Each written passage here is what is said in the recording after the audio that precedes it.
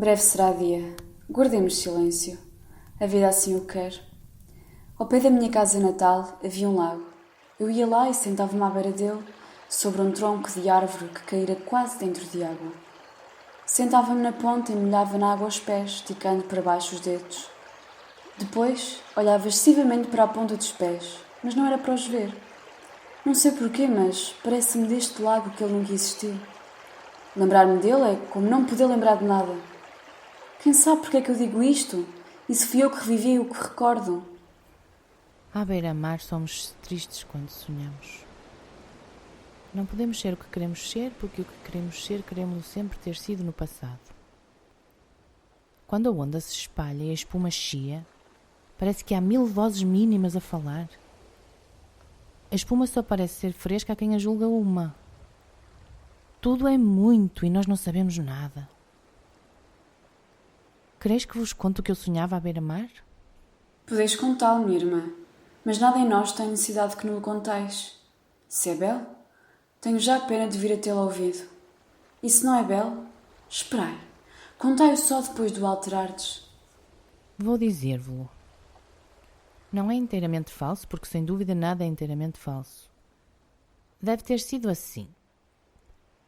Um dia em que eu dei por mim recostada no cimo frio de um rochedo e que eu tinha esquecido que tinha pai e mãe e que houvera em minha infância e outros dias.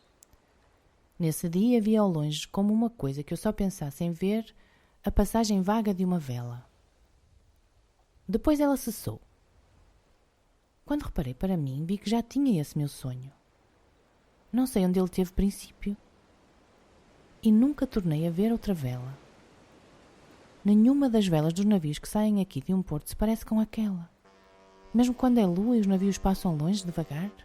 Vejo pela janela o navio ao longe. É talvez aquele que vistes. Não, minha irmã. Esse que vedes busca sem dúvida um porto qualquer. Não podia ser que aquele que eu vi buscasse qualquer porto. Por que é que me respondestes? Pode ser. Eu não vi navio nenhum pela janela. Desejava ver um e falei-vos dele para não ter pena. Contai-nos agora o que foi que sonhastes à beira-mar. Sonhava de um marinheiro que se houvesse perdido numa ilha longínqua. Nessa ilha havia palmeiras hirtas, poucas, e aves vagas passavam por elas. Não vi se alguma vez pousavam. Desde que naufragado se salvara, o marinheiro vivia ali. Como ele não tinha medo de voltar à pátria, e cada vez que se lembrava dela sofria, pôs-se a sonhar uma pátria que nunca tivesse tido. Pôs-se a fazer ter sido sua uma outra pátria, uma outra espécie de país, com outras espécies de paisagens e outra gente, e outro feitio de passarem pelas ruas e de se debruçarem das janelas.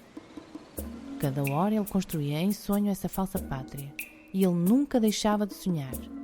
De dia, à sombra curta das grandes palmeiras, que se recortava orlada de bicos no chão ariento e quente.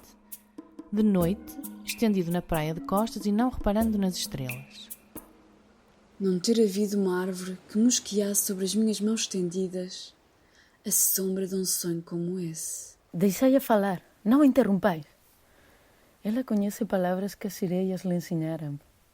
Ai, adormeço para a poder escutar. Dizei, minha irmã, dizei. O meu coração dói-me de não ter sido vós quando sonhavais a beira-mar. Durante anos e anos, dia a dia, o marinheiro erguia num sonho contínuo a sua nova terra natal. Todos os dias punha uma pedra de sonho nesse edifício impossível. Breve, ele ia tendo um país que já tantas vezes havia percorrido. Milhares de horas lembrava-se já de ter passado ao longo de suas costas. Sabia de que cores suíam ser os crepúsculos numa baía do norte e como era suave entrar noite alta e com a alma recostada no murmúrio da água que o navio abria, num grande porto do sul onde ele passara outrora, feliz talvez, das suas mocidades, a suposta...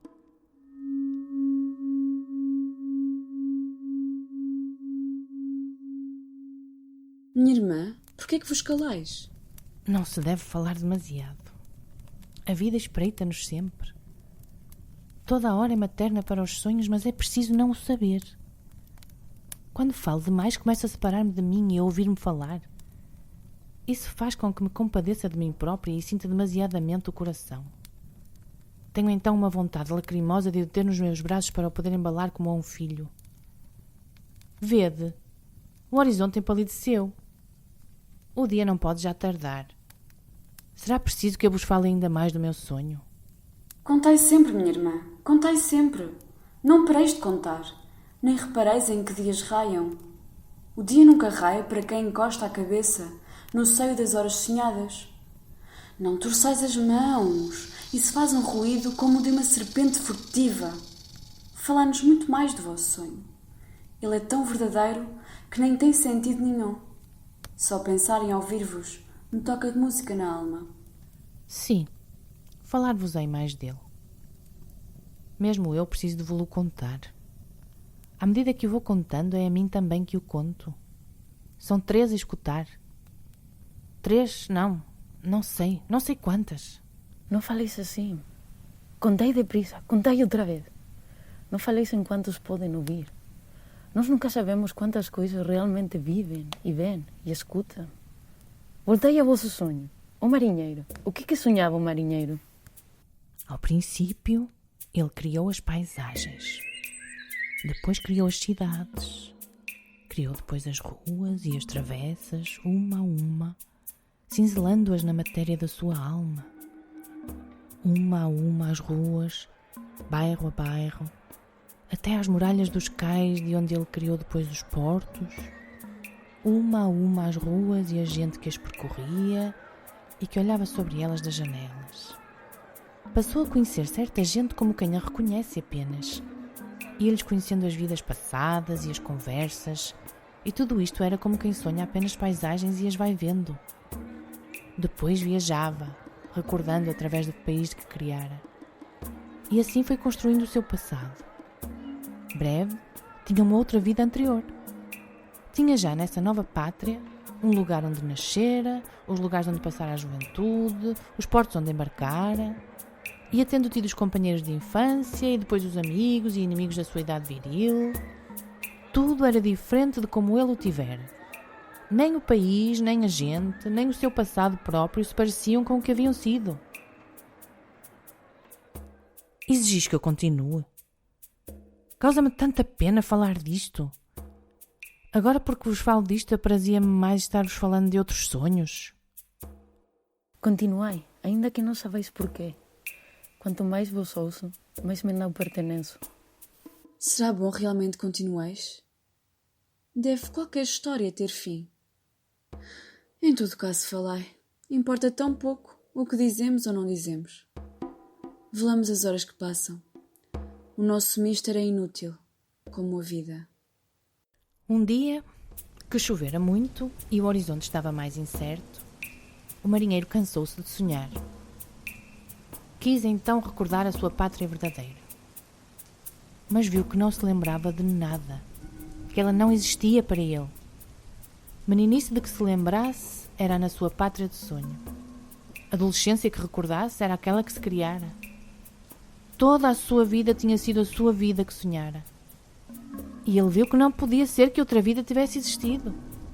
Se ele nem de uma rua, nem de uma figura, nem de um gesto materno se lembrava. E da vida que lhe parecia ter sonhado, tudo era real e tinha sido. Nem sequer podia sonhar outro passado, conceber que tivesse tido outro, como todos um momento podem crer. Oh, minhas irmãs, há qualquer coisa que não sei o que é que vos não disse. Qualquer coisa que explicaria isto tudo. A minha alma esfria-me. Mal sei se tenho estado a falar. Falai-me, gritai-me para que eu acorde, para que eu saiba que estou aqui ante vós e que há coisas que são apenas sonhos. Não sei o que vos diga. Não ouso olhar para as coisas. Esse sonho, como continua? Não sei como era o resto. Mal sei como era o resto. Por que haverá mais? E o que aconteceu depois? Depois? Depois de quê? Depois é alguma coisa. Veio um dia um barco. Veio um dia um barco? Sim, só podia ter sido assim. Veio um dia um barco e passou por essa ilha e não estava lá o marinheiro. Talvez tivesse regressado à pátria. Mas a qual? Sim, a qual? E o que teriam feito ao marinheiro? Sabê-lo alguém? Por que é que me o perguntais? Há resposta para alguma coisa.